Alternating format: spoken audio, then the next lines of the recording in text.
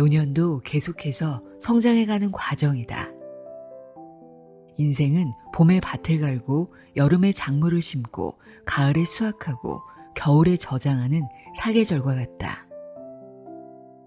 젊은 시절에 노력해서 일궈온 것들을 나이가 들면서 축적하는 것이다. 무병장수만을 꿈꾸기보다 병에 걸리면 적극적으로 치료하고 건강한 생활 습관을 유지하면서 최상의 컨디션으로 활기차게 살아가면 된다.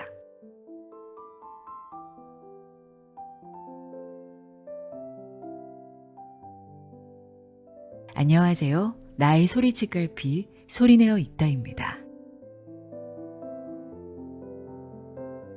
나이 들수록 빛나는 사람은 무엇이 다를까요? 시간이 흐를수록 왠지 더 단단해지고 더 편안해 보이고 여유까지 느껴지는 사람들이 있습니다. 그 차이는 얼굴의 주름이 아니라 삶을 대하는 태도에서 시작되는 건 아닐까요? 오늘 함께할 책은 신경과 전문의이자 작가 류슈즈의 나답게 나이 드는 즐거움입니다. 저자는 대만에서 노년의 삶을 이야기할 때 가장 먼저 이름이 불리는 이른바 노년의 롤 모델로 손꼽히는 분입니다. 치매 치료의 권위자로 평생을 일해온 그녀였지만 정작 본인도 노년에 접어들며 허리와 백내장 수술 그리고 유방암 수술을 겪으며 노화를 온몸으로 통과하게 됩니다. 머리로만 알던 의학적 지식이 삶의 현실로 다가온 순간이었겠죠. 그 생생한 경험을 바탕으로 저자는 우리에게 세심한 가이드를 건넵니다. 무엇이 우리의 신체와 정신을 끝까지 지켜주는지, 어떻게 해야 노화를 늦추고 인생의 후반전에서 무너지지 않을 수 있는지 말이죠. 특히 노년을 앞두고 꼭 준비해야 할 것은 무엇인지 그녀가 건강한 노년을 위해 매일 실천하는 루틴들을 소개하고 있는데요. 또 목소리를 젊게 지키는 법이나 미각이 둔해질 때 어느 병원에 가야 하는지 같은 세세하고 실질적인 건강 상식부터 노년에 더 중요해지는 마음의 균형과 관계의 거리까지 이 책에는 저자의 경험과 삶의 지혜가 고스란히 녹아 있습니다. 그녀가 들려주는 이야기는 유쾌하면서도 참 따뜻합니다. 할머니 의사의 다정한 멘토링을 통해 나이 듦이 쇠퇴가 아니라 나를 찾아가는 소중한 시간이 되고 즐거움이 되었으면 합니다.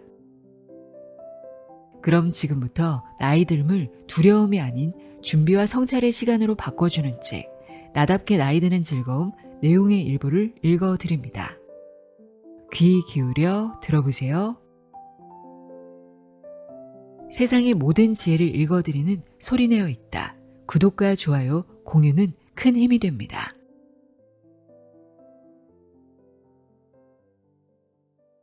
서문. 당신답게 늙어가길. 병원에서 근무할 때 사람들이 나에게 좋은 의사라고 하면 기분이 매우 좋았다. 은퇴 후 단체 여행을 가서는 처음 만난 사람으로부터 종종 이런 말을 듣는다. 저도 선생님처럼 나이 들고 싶어요. 내가 많이 늙었다고 생각하진 않지만 그래도 기분이 좋았다. 젊을 때부터 나는 노화라는 주제에 큰 관심을 가졌다. 이후 치매에 관한 임상 및 연구에 뛰어들었다. 나이가 들수록 신체 기관의 노화, 기능 감퇴를 실감한다. 근래 경추, 요추, 백내장 수술을 받았다. 의학적 배경 지식에 개인의 경험이 더해지니 내가 알고 있는 늙음에 대해서 독자들과 공유하고 싶어졌다. 68세인 친구가 양손을 뻗으면 뻐근하고 손톱 근처의 관절이 조금 부어 올랐다고 말했다.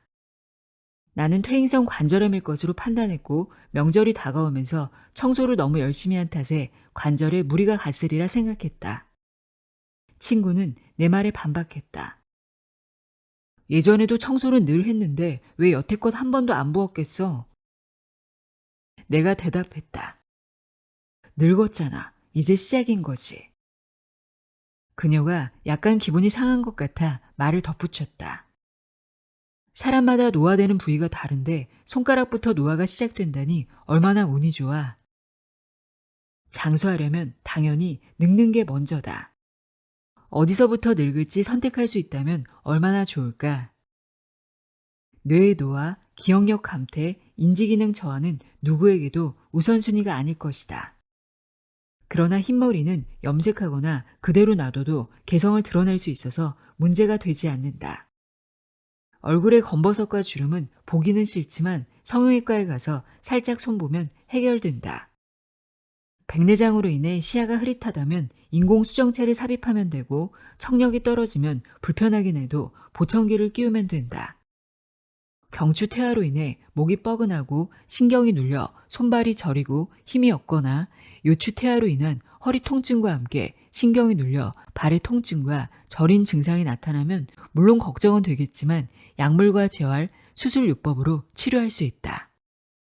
내장 기능도 자신이 모르는 사이에 퇴화한다.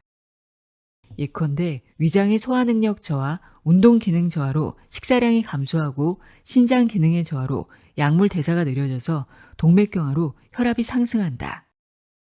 게다가 성격이 바뀌기도 하는데 고집을 피우거나 잔소리가 늘기도 하고, 세상과 자신에 대한 분노가 치밀기도 하며 사람들과 가까이 지내고 싶어 하지 않는다. 나는 얼굴이 가장 마지막에 늙었으면 좋겠다. 설령 등이 굽고 동작이 느려지고 자주 깜빡하더라도 얼굴이 고운 노인이 되어서 "정말 젊어 보이세요. 얼굴만 봐서는 나이를 모르겠어요." 와 같은 말을 들으며 사람들의 부러움을 사고 싶다. 하지만 젊어 보이는 얼굴과 늙은 신체가 어울리겠는가? 선택할 수 있다고 해도 그다지 쉬운 일은 아니다. 과일 시장에 가보면 산처럼 쌓여있는 각종 과일 앞에서 무엇을 골라야 할지 모르는 것과 마찬가지다.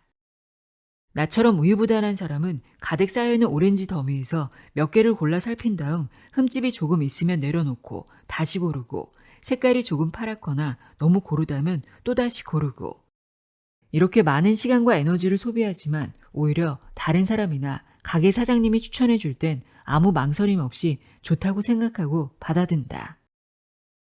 다행스럽게도 노화의 순서 역시 우리가 굳이 선택할 필요가 없다. 대부분 일찌감치 유전자가 대신 결정해 준다. 물론 유전자가 모든 것을 결정하는 것은 아니다. 유전자는 여러 개의 유전자와 함께 작용한다. 그리고 우리는 환경과 생활 습관을 바꿀 수 있다. 예를 들어 자외선 차단제를 매일 열심히 바르면 얼굴에 기미가 생기는 걸 지연시킬 수 있다.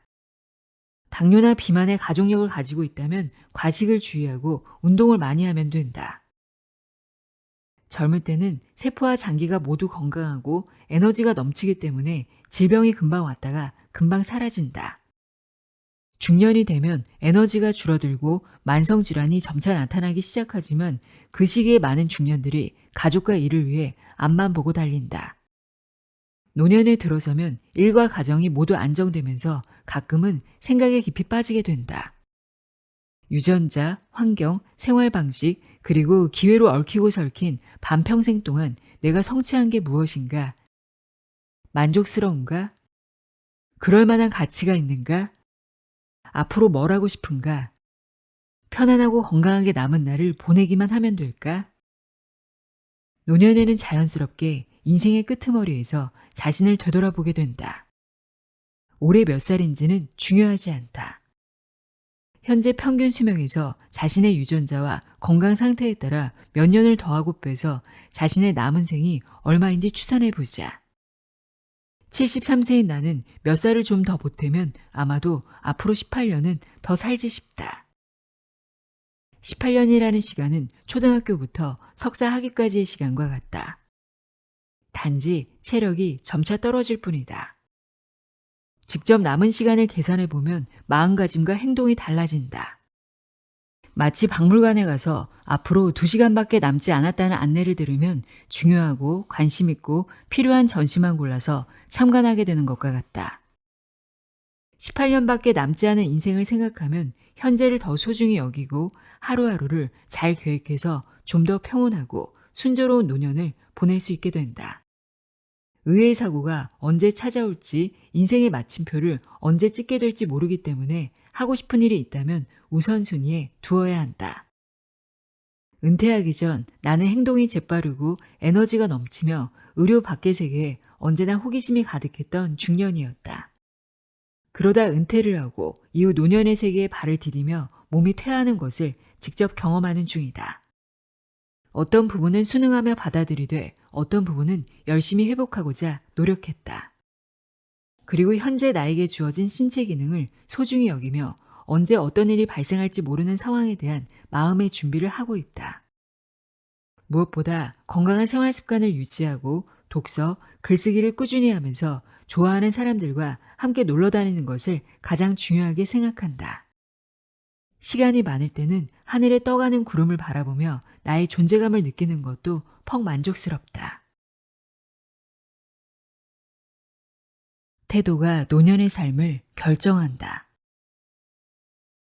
지하철에 올라타자마자 경로석에 앉아있던 한 노신사가 일어나 내게 자리를 양보했다. 겉보기에 내 또래로 보였고 동작도 그다지 재빠르지 않았지만 그의 신사다운 매너에 꽤 감동하였다. 그에게 감사 표시를 하면서 얼른 덧붙였다. 한 정거장만 가면 내려요. 괜찮습니다. 그분은 그제야 자리로 돌아가 앉았다. 머리 염색을 안 했더니 내가 그렇게 늙어 보였나? 최근 여러 편의 국제학술지 논문에서 읽었던 내용이 머릿속에서 떠나지 않았다. 다른 사람이 보는 나, 내 감정, 그리고 실제 나 사이에는 항상 차이가 있다는 내용이었다. 일반적으로 나이 든 사람들은 남들이 비교적 늙었다고 생각하는 반면 자신은 비교적 젊게 느끼며 실제 나이보다 두세 살 이상 적다고 생각한다. 그 신사분도 분명 자신이 젊다고 생각해서 자리를 양보했을 것이다. 2015년 미국 의사협회지에 실린 논문에 따르면 사람들은 자신의 나이보다 몇 살 어리게 생각한다. 영국에서 진행한 장기 노화에 관한 연구에서 평균 연령 66세의 지역 주민 6,489명을 대상으로 당신은 자신이 몇 살이라고 생각하나요? 라는 설문을 실시했더니 조사 대상자의 70%가 자신을 실제 나이보다 최소 3살 정도 젊다고 생각했고 25%가 실제 나이와 비슷하다고 생각했다. 고작 5%만이 자신이 실제 나이보다 늙었다고 생각했다. 8년간의 추적 조사 끝에 연구진은 나이, 성별, 인지기능, 우울증, 신체 건강 상태 등의 요소를 고려해 통계 분석한 결과 스스로 젊다고 생각하는 사람에 비해 스스로 늙었다고 생각하는 사람의 사망률이 41% 높았고 심혈관 질환의 발병률도 높다는 사실을 발견했다. 이것으로 볼 때 스스로 젊다고 생각하는 것은 기분을 좋게 만들 뿐만 아니라 향후 사망률도 감소시킬 것으로 예상할 수 있다. 이러한 사람들은 강인한 성격과 자신감으로 노년의 삶에 당당히 직면하고 평소에도 자신과 마찬가지로 스스로 젊다고 생각하는 사람들과 주로 어울릴 가능성이 크다. 미국 국립노화연구소에서 진행한 볼티모어 노화종단 연구는 1968년부터 2007년까지 386명의 건강한 18세에서 49세의 사람들을 추적 조사한 프로젝트다. 참가자들에게 연구 시작 단계에서 설문을 통해 노년에 대한 견해를 평가했다. 예를 들면 노인은 아무런 도움이 되지 않는다, 노인에 대해 큰 관심이 없다 등 총 6가지 문항으로 된 설문이었는데 점수가 평균보다 높으면 부정적인 견해, 낮으면 긍정적인 견해로 간주했다. 38년간의 추적 조사 결과 노년에 대해 부정적인 사람들은 심혈관 질환이 처음 발병하는 비율이 25%에 달했고 긍정적인 사람들은 13%에 불과했다. 연구진은 노년에 대한 부정적인 시각이 일종의 만성 스트레스와 같으며 이는 간접적으로 심혈관 질환을 유발했다는 추론을 내놓았다.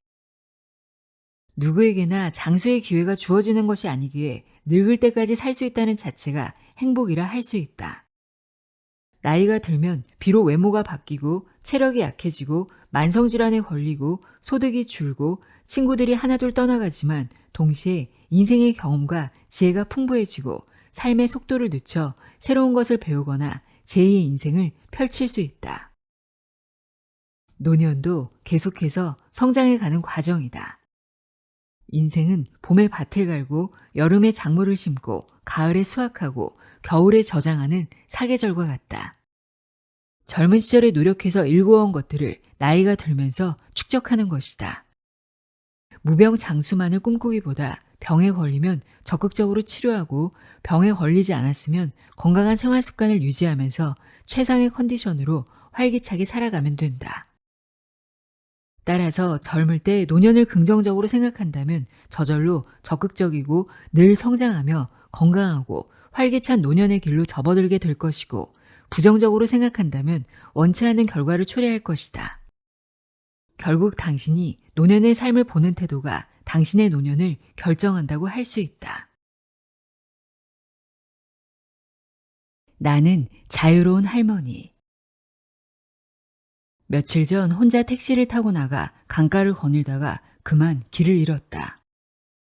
둘러보니 길가에서 할머니 한 분과 아주머니 한 분이 이야기를 나누고 있었다. 나는 너무나 자연스럽게 아주머니에게 다가가 길을 물었다. 하지만 잘 모른다는 대답이 돌아왔고 오히려 할머니가 제대로 된 길을 알려주었다. 70이 넘은 나 역시 노인에 대한 편견 때문에 무의식적으로 할머니가 모른다고 생각한 걸까? 나 같은 노인도 노인을 이렇게 생각하고 있는 걸 보면 보통 사람들이 노인에 대해 고정관념을 갖는 것을 이해하지 못할 것도 없다. 인생의 단계는 영유아, 어린이, 청년, 중년, 노년으로 넘어가게 된다. 어느 정도 겉으로 보이는 부분이 커서 내가 어느 단계에 와 있는지 내 옆에 있는 사람은 바로 알 수 있다. 팬데믹 때는 옷을 젊어 보이게 입고 모자와 마스크를 쓰면 주름과 흰머리가 가려지리라 생각했다. 그리고는 지하철에 아주 가뿐하게 올라탔는데 한 젊은이가 곧바로 일어나 내게 자리를 양보했다. 나이는 우리의 외모, 동작, 태도에서 드러날 뿐만 아니라 흔한 질병에서도 드러난다. 예를 들어 어린아이들이 쉽게 걸리는 병이 있듯이 젊은 사람들은 자가면역 질환이 쉽게 발생하며 노인들은 노화로 인한 문제가 생길 수 있다. 그래서 소아과, 소아청소년과 그리고 노년의학 등의 분과로 나뉜다. 같은 질병에 걸리더라도 연령에 따라 증상, 약물의 용량, 치료 효과 등이 각기 다르다. 병원에서 케이스 스터디를 진행할 때 보고자가 반드시 환자의 나이를 가장 먼저 말하는 이유다. 인생의 단계마다 누릴 수 있는 것과 누릴 수 없는 것이 있다. 늙는다는 것은 자연스러운 생리 현상이다. 나이가 들수록 시력이 나빠지고 흰머리가 나며 이가 흔들리고 머리 회전이 예전 같지 않지만 대신 연륜과 지혜를 얻게 된다. 건강한 생활 습관을 유지해 왔다면 생리적, 심리적 나이가 실제 나이보다 젊을 수 있다. 사람마다 노화의 속도, 노화가 진행되는 기간, 그리고 노화에 대한 적응력이 다르므로 노화 현상을 획일적으로 바라볼 수 없다. 때문에 늙는다는 것이 노쇠하고 병약해진다는 의미만은 아니다. 나는 나이가 들었어도 많이 움직이고 조깅도 한다. 책, 신문, 잡지 등을 읽고 최신 디지털 기기를 사용하는 것에도 꽤 익숙하다. 시대의 흐름을 따라가기 위해 인터넷 서핑을 즐기며 깔끔하고 단정한 옷차림에 신경을 쓴다. 그럼에도 불구하고 다른 사람 눈에는 영락없는 노인일 것이다. 내가 노인인 것은 맞는 사실이다. 하지만 그냥 노인이 아니라 자유롭고 독립적인 노인이다.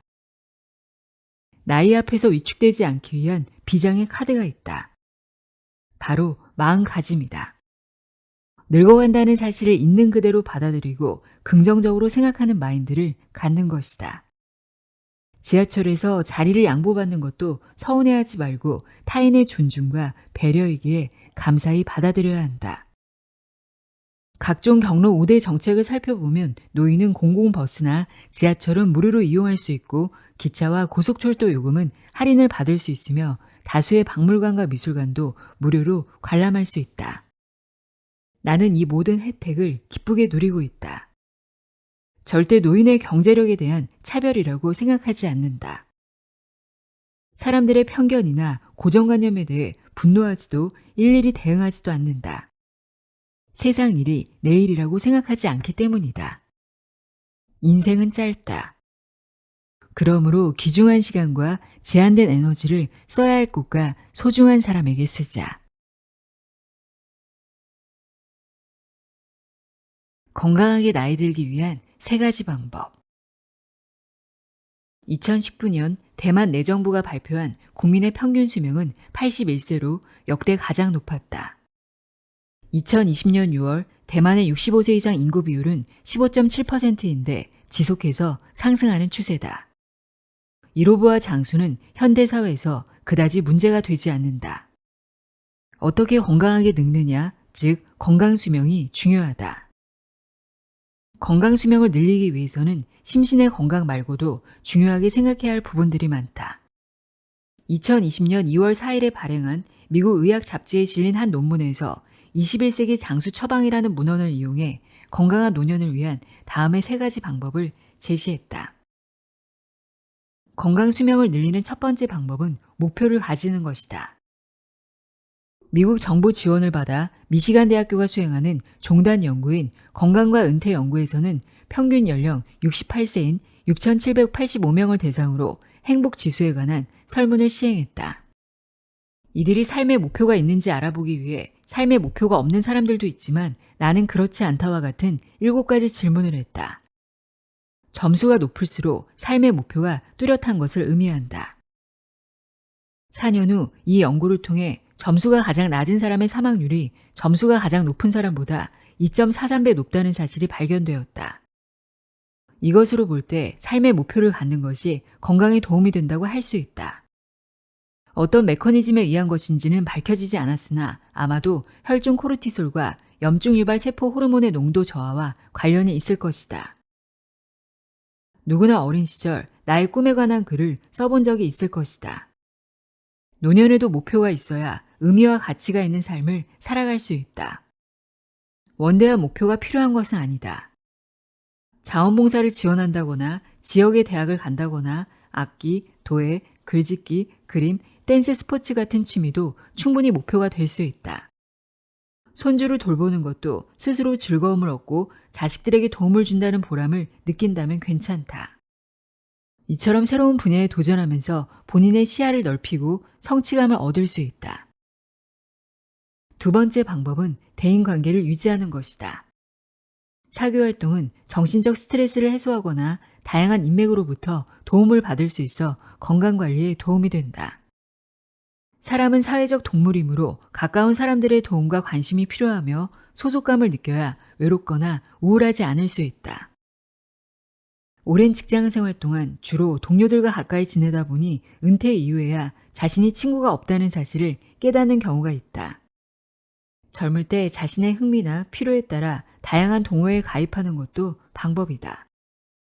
동호회 회원들은 직업이 다양하고 이해관계가 없어서 함께 늙어갈 수 있을 뿐만 아니라 새로운 사람들이 들어오면 내가 모르는 다양한 정보를 알 수 있게 된다. 마지막 3번째 방법은 아무리 강조해도 지나치지 않는 건강한 생활 습관이다. 건강한 생활 습관이란 금연과 적당한 음주, 적극적인 뇌 운동과 신체 운동, 여기에 다양한 여가 활동을 즐기고 과일과 채소를 많이 섭취하며 충분한 수면을 취하는 것 등을 말한다. 모르는 이는 없지만 지키는 이는 많지 않은 게 바로 건강한 생활 습관이다. 노년을 지키는 생활 습관은 건강 관리의 기본이자 면역력 증강과 알츠하이머병 예방에 도움이 된다. 노년을 앞두고 준비해야 할 것들. 최근에 백내장 제거 및 인공수정체 삽입술을 받았다. 수술은 순조롭고 성공적으로 이루어졌다. 이 과정에서 느낀 점들을 공유하고자 한다. 평생 비혼으로 살아온 나는 독립적이고 혼자 사는 즐거움을 누리며 산다. 먹고 싶으면 먹고 사고 싶으면 사고 살 집이나 직업도 내 마음대로 선택할 수 있다. 심지어 방이 아무리 어질러져 있어도 누구의 눈치를 보거나 동의를 구할 필요가 없다. 자녀의 학군을 고려할 필요도 없고 고부 갈등은 말할 것도 없다. 의사로 일해온 덕분으로 경제적으로 남에게 의지할 필요도 없기에 죽을 때까지 이렇게 자유롭게 늙어갈 수 있다고 믿는다. 혼자이기에 기댈 데가 없기에 더욱 독립적이고 자주적이어야 했기에 강해져야 한다고 생각했다. 삶에 방해물도 없고 대가를 치러야 할 일도 없었기에 어떠한 보답이나 보상이 필요하지 않았다. 그렇기에 더더욱 다른 사람의 도움을 당연시하지 않았고 오히려 감사하게 생각했다. 하지만 점차 나이가 들면 신체 기관이 낡은 자동차 부품처럼 하나둘씩 고장나 수선하거나 바꿔야 하는데 이런 고장이 심장병, 뇌졸중, 그리고 암으로 이어질 가능성도 있다. 의학이 아무리 발달하고 건강보험료 지원이 있다 하더라도 결국은 곁에서 돌봐줘야 할 사람이 필요하다. 경제적으로 여유가 있다면 집에서 돌봐줄 사람을 고용하거나 장기 요양원 또는 요양시설에 들어갈 수 있다. 어찌되었든 간에 누군가의 도움이 필요하다는 뜻이다. 나와 비슷한 나이대의 친척 중 대부분은 나보다 나이가 많아 나를 돌볼 겨를이 없고 나보다 어린 사람들은 아직 일이 바쁘거나 자신의 부모를 돌보기에도 빠듯하다. 바로 이때가 친구가 필요한 시점이다. 백내장 수술을 마치자마자 눈을 아예 안대로 덮어버렸다. 나머지 한쪽 눈은 시력이 나빴지만 안경을 쓸 수가 없어 눈앞이 흐릿했다. 다행히 한 친구가 시간을 내어 병원에 함께 와주었고 수술이 끝날 때까지 기다렸다가 함께 다른 건물에 있는 원무과에 가서 수납하고 약을 받아왔다. 나를 부축해 택시를 타고 집에 데려다 준 뒤 수술 후 주의사항을 읽어주었다. 친구는 이틀 뒤 아직 안대를 쓰고 있는 나를 데리러 와서 함께 안과 진료를 보러 갔다. 그리고 수술 후 무거운 물건을 들 수 없는 나를 위해 시장에서 며칠분의 과일까지 사다 주어서 큰 감동을 받았다. 사람은 사회적인 동물이므로 제 아무리 독립적이라고 해도 사회적으로 고립되지 않아야 활기차고 건강하게 살아갈 수 있다. 2018년 인지과학 트렌드에 실린 우정을 분석한 논문에 따르면 보통 사람의 친구 그룹에는 약 150명 정도가 있으며 시간과 에너지의 40%를 그중 가장 가까운 관계의 그룹에 속한 5명에게 사용하고 20%는 두 번째로 가까운 10명에게 사용한다. 결국 한 사람의 친한 친구는 보통 15명 내외라는 것이다. 당신도 한번 세어보라. 친구가 몇 명 있는가? 그중 함께 병원에 가줄 사람은 몇 명이나 있는가? 얼마 전 나보다 몇 살 아래인 옛 동료와 만나 이야기를 나눴다. 은퇴 후 혼자 사는 그 친구는 최근에 이사한 집을 병실처럼 꾸몄다고 했다. 나는 너무 궁금한 나머지 신뢰가 되는 줄 알면서도 구경시켜달라고 했다. 아니나 다를까 욕실 바닥은 미끄럼방지 처리가 되어 있었고 변기 양쪽에는 잡고 일어설 수 있도록 손잡이를 달았다. 훗날 혹시 사용하게 될지도 모를 휠체어도 드나들 수 있도록 통로까지 마련되어 있었다. 채광이 좋은 널찍한 공간이 거실과 안방으로 나뉘어 있었다. 1인용 전동 침대는 예쁜 침대 시트와 쿠션으로 포근함을 더했다. 그리고 자동으로 켜고 꺼지는 전등이 설치되어 있어 밤중에 화장실 이용이 편리해 보였다. 침대맡의 작은 테이블 위에는 작은 응급 호출기기와 휴대할 수 있는 버튼이 있어 응급 상황이 발생했을 때 버튼만 누르면 도움을 받을 수 있도록 했다. 전문 간호사였던 사람다웠다. 철저한 준비에 롤모델로 느껴졌다. 아무리 절친이라 해도 매일 만날 수 없는 법. 고맙게도 스마트폰 문자나 채팅으로 언제든지 연락할 수 있다. 어떤 단톡방은 서로 별로 친하지 않고 심지어 만나본 적도 없지만 활발한 대화를 통해 소속감을 느낄 수 있다. 사실 나는 단톡방에 매일 아침 저녁으로 글귀가 써진 사진을 올려 안부를 묻는 일명 어르신짤을 대수롭지 않게 여겼다. 어르신짤이 자꾸 올라올수록 대화창의 공간을 많이 차지해 가끔 중요한 정보를 놓친다고 생각했다. 그러나 최근 한 독거노인이 집에서 숨진 지 며칠이 지나서야 발견되었다는 씁쓸한 소식을 들었다. 그러고 보니 핸드폰 대화창에서라도 노인들이 매일 출근 도장을 찍을 수 있는 공간을 마련하는 것이 이들에게 안정감을 줄 수 있겠다는 생각이 든다.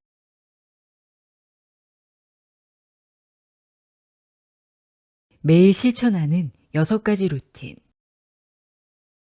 잠들기 전 항상 컴퓨터 파일을 열어 매일 해야 하는 6가지 항목이 적힌 리스트에 한두 마디 메모를 적어 넣은 뒤 편안하게 잠자리에 들고 난다. 6가지 항목은 운동하기, 지식 쌓기, 나를 사랑하기, 남을 돕기, 해야 할 일 하기, 그리고 감사하기다. 운동하기는 최소 40분 걷기, 지식 쌓기는 주로 책을 읽는 것으로 대체한다. 이로써 몸과 두뇌를 건강하게 만들 수 있다는 만족감이 든다. 나를 사랑하기는 맛있는 것 먹기로, 남을 돕기는 칭찬하기로 실천한다. 이 두 가지는 대인관계에서 윤활제 같은 역할을 한다.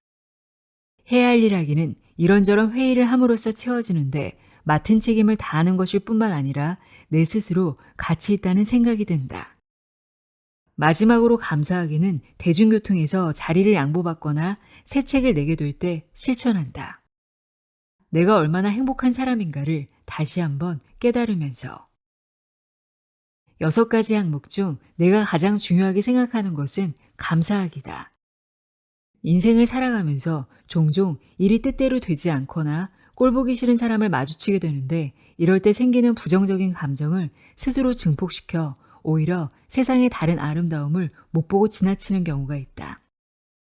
마치 자전거를 타고 마주오는 바람을 이겨내며 힘껏 페달을 밟아 오르막길을 겨우 올라왔던 기억은 강하게 남아도 이후 내리막길을 내려올 때 등 뒤로 느껴지는 시원한 바람은 기억하지 못하는 것과 같다.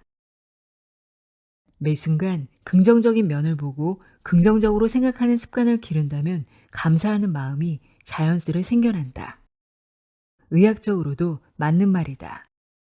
대뇌 전두엽의 신경세포가 활성화되고 뇌간에서 도파민과 세로토닌이 분비되어 행복감과 즐거움을 느끼게 된다. 이러한 긍정 에너지는 좋은 인연을 만들어주는 등 삶의 활기를 불어넣어준다.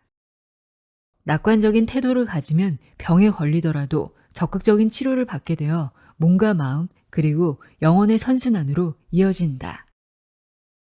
감사하는 마음은 친구의 차를 얻어 탔을 때도, 섣달 금음날 난로 주변에 다 함께 모여 앉았을 때도, 수술을 성공적으로 받았을 때도 생겨날 수 있다. 한 친구가 대동맥 박리로 인해 긴급 수술을 받았는데 수술 후 2다리에 힘이 없어 침대에서 내려오지도 못했다. 하지만 그녀는 목숨을 보존했다는 것만으로 무척 감사해했고 인후와 대뇌를 다치지 않아 여전히 좋아하던 노래를 부를 수 있었고 강의도 계속할 수 있었다. 이후 재활치료를 열심히 받은 끝에 다시 예전처럼 걷게 되었다. 또 다른 친구는 남편과 자전거를 타고 가구를 사러 갔다가 자전거에서 내리자마자 현기증이 나서 그대로 쓰러졌다. 깨어난 후에는 가구점 직원이 침대에 누워 잠시 쉬라고 권할 정도였다. 그날 이후 병원에서 검사를 받고 부정맥이라는 사실을 알게 되었고 정기 지짐술과 장기간의 약물 치료를 병행했다. 그녀는 자신이 쓰러진 순간에 다행히 남편과 함께 있었다는 점에 감사했다. 자전거를 타고 있거나 길을 건너는 도중에 쓰러졌다면 훨씬 위험했을 것이라는 생각에 안도감을 느꼈다면서.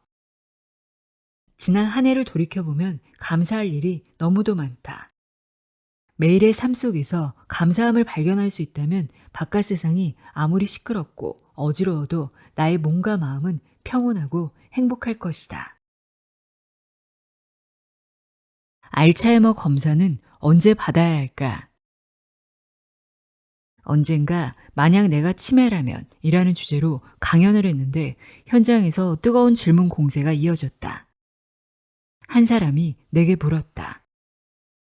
미국에 사는 친구가 비용을 내고 검사를 받았는데 앞으로 알츠하이머병에 걸릴 것이라는 말을 듣고 무척 낙담했습니다. 이에 대해 어떻게 생각하시나요? 이 말만 듣고서는 직접적으로 대답해 줄 수 있는 것이 없었다. 친구의 치매 가족력과 현재 증상의 여부, 검사받은 항목에 대해 알지 못했기 때문이다.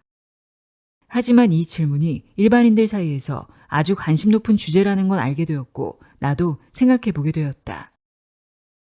인지 기능이 정상인 사람이 앞으로 자신이 알츠하이머병에 걸릴지 아닐지를 검사하는 것이 좋을까? 치매는 장소시대의 그림자다. 치매 인구는 65세 이상 인구의 5%를 차지한다. 또 나이가 들면서 80대에는 약 20%, 90대에는 절반 가까이 는다.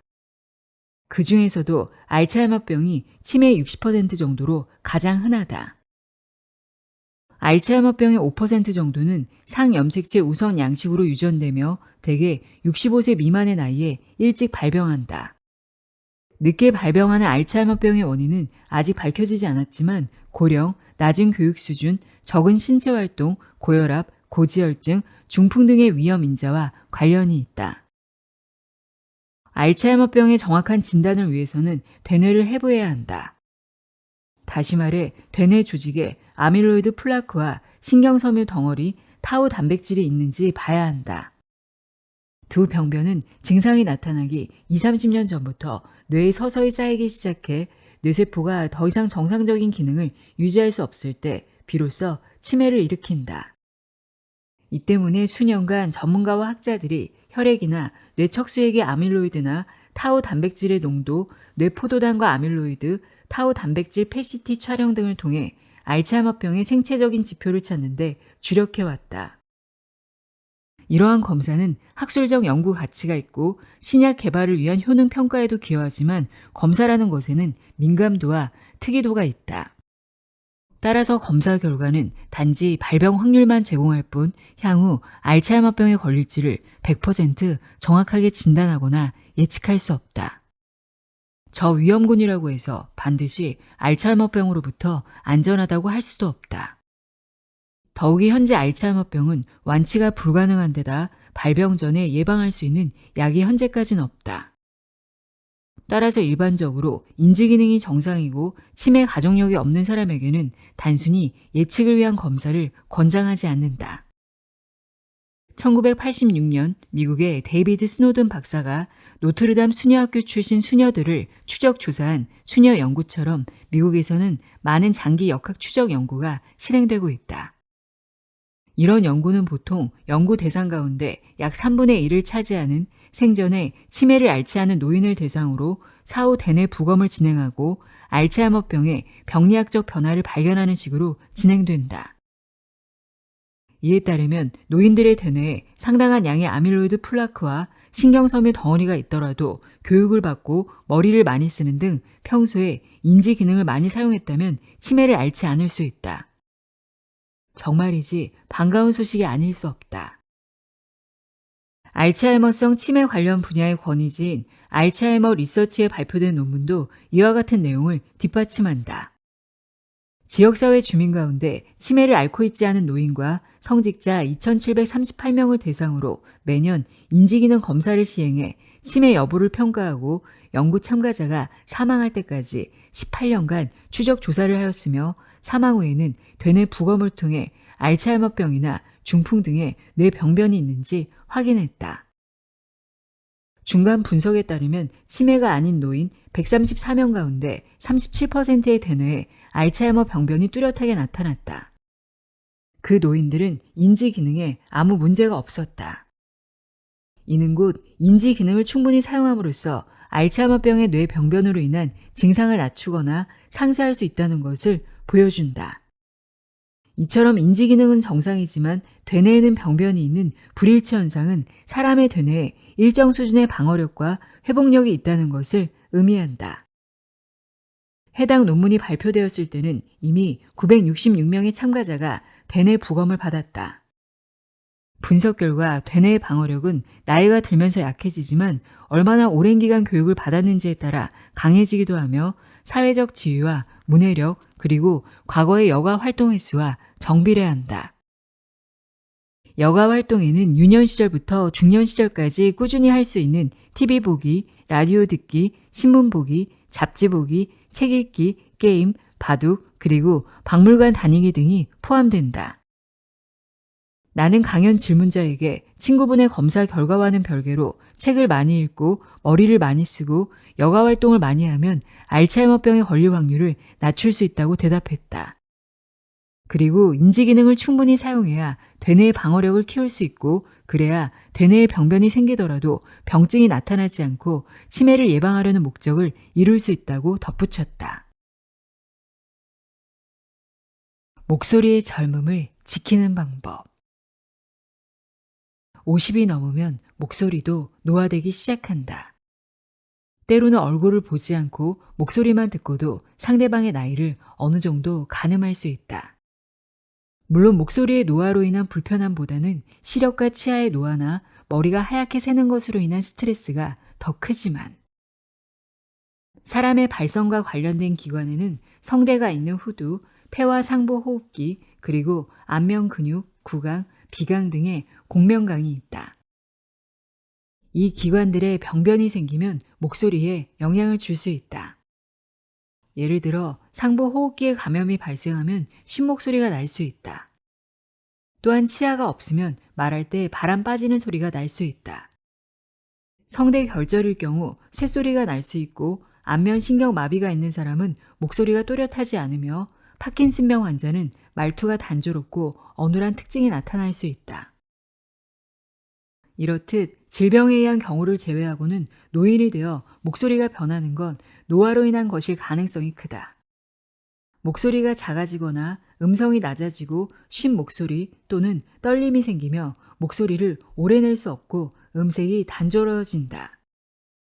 그리고 시끄러운 환경에서는 목소리가 더 잘 들리지 않는다. 가끔 노인들이 원래 나는 합창단에서 고음 파트를 맡았었는데 지금은 저음 파트로 바뀌었어요 라고 말하는 경우가 이런 이유에서다.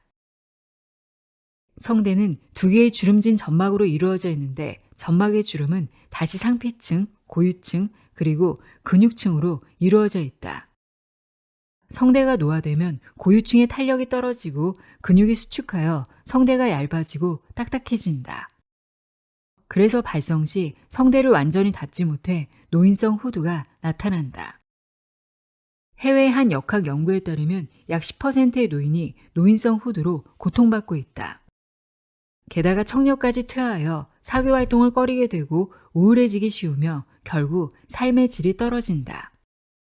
따라서 심한 경우에는 전문적인 언어 치료를 받거나 후두과 진료를 받고 성대에 주사 등의 약물 치료를 받는 것을 권한다. 그러나 나이가 들면 노인성 후두 여부와 상관없이 평소에도 항상 목소리 건강에 신경 써야 한다.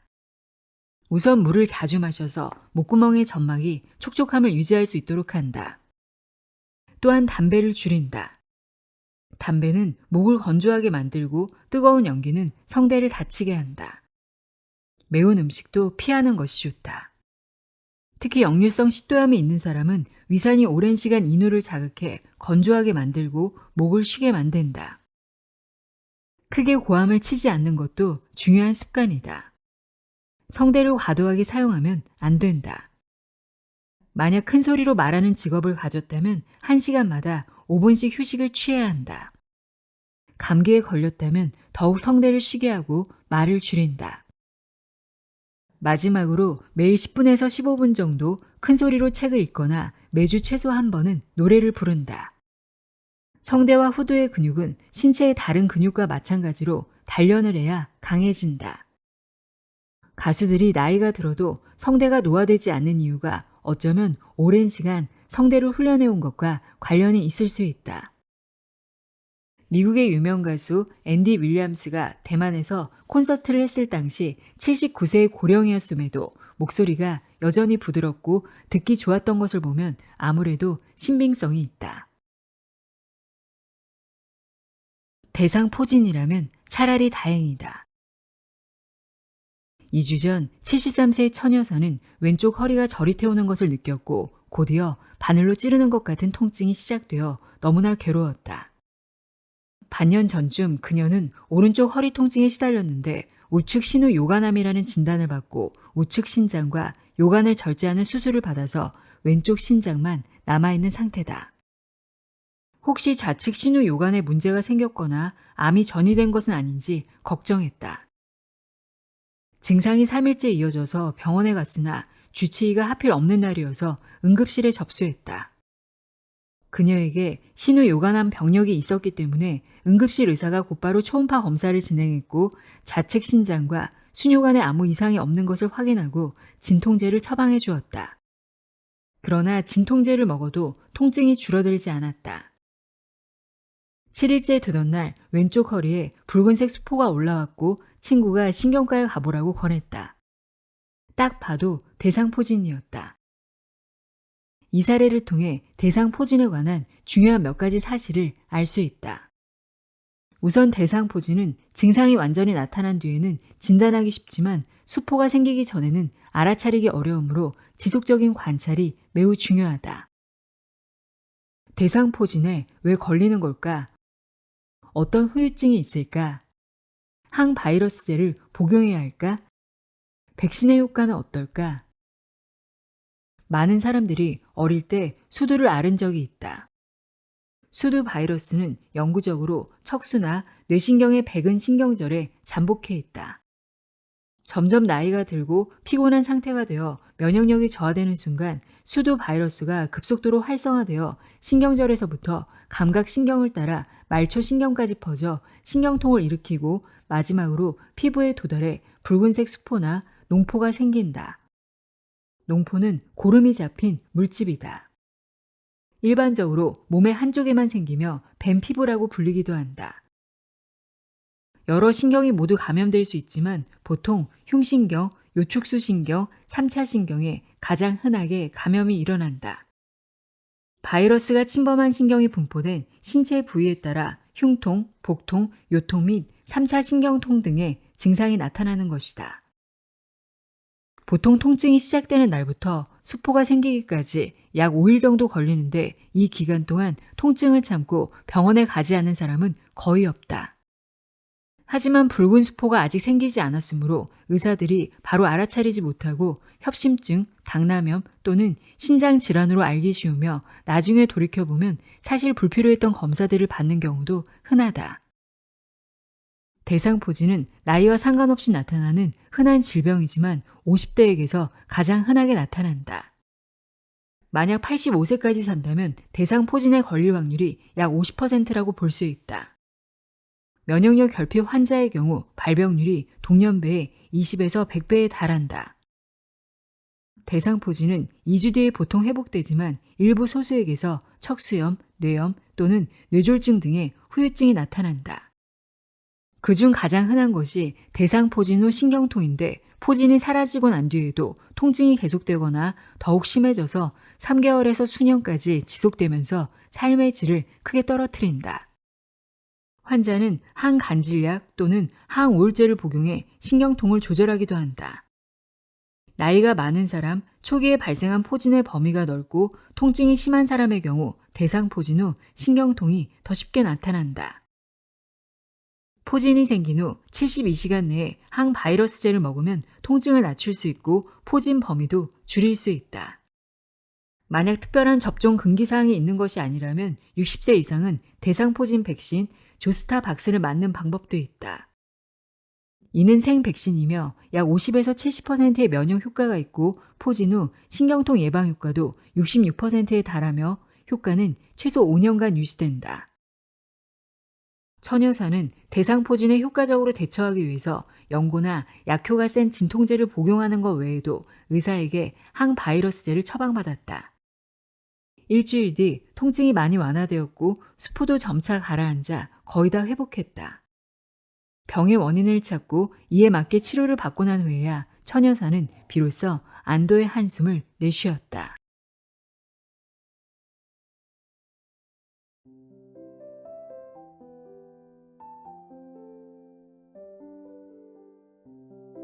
나답게 나이 드는 즐거움 읽어드렸습니다. 오늘 전해드린 이야기가 나이 듦을 걱정이 아닌 기대와 준비의 시간으로 바꾸어 주었으면 합니다. 오늘도 함께해 주셔서 고맙습니다.